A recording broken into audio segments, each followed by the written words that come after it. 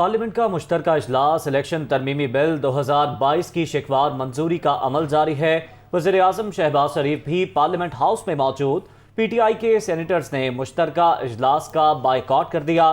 تحریک انصاف کا کوئی رکن اجلاس میں شریک نہیں ہے۔ جی ہاں، ہم قانون سازی کا عمل جاری ہے۔ یاسر ملک ہمارے ساتھ موجود ہیں، ان سے تفصیلات جان لیتے ہیں۔ یاسر، آگاہ کیجیے گا، اجلاس شروع ہو چکا ہے؟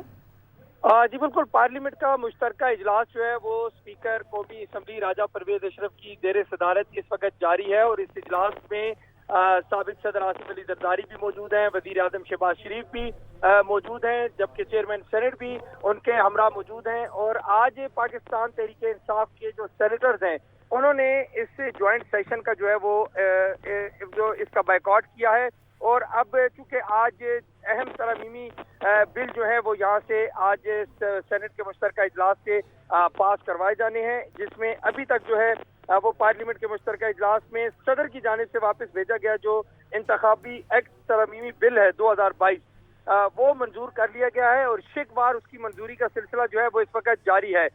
جبکہ دوسری جانب تمام اس کے ساتھ ساتھ جو نیب ترمیمی بل ہے وہ بھی آج منظور کروائے جانے کا امکان ہے، چونکہ جوائنٹ سیشن ہے، تمام حکومت کی جانب سے بل جو ہے وہ آج کے روز پاس کروائے جائیں گے۔ تو اب اس وقت جو ہے انتخابی اصلاحات والا جو بل ہے، انتخابی ایکٹ ترمیمی بل 2022، اس کی شکوار منظوری کا سلسلہ جاری ہے، جبکہ آج پاکستان تحریک انصاف کے سینیٹر جو ہے انہوں نے مکمل طور پر بائیکاٹ کیا ہے، جبکہ دوسری جانب حکومتی اور اتحادی جماعتوں کے تمام سینیٹرز بھی اور اس کے ساتھ ساتھ تمام ایم این ایز جو ہیں وہ آج بڑی تعداد میں شریک ہیں، اور اتحادی جماعتوں کے جو سربراہان ہیں ان سے بھی وزیر اعظم شہباز شریف کی جانب سے یہ التماس کی گئی تھی کہ تمام لوگ جو ہیں وہ آج کے اجلاس میں اپنی حاضری یقینی بنائیں۔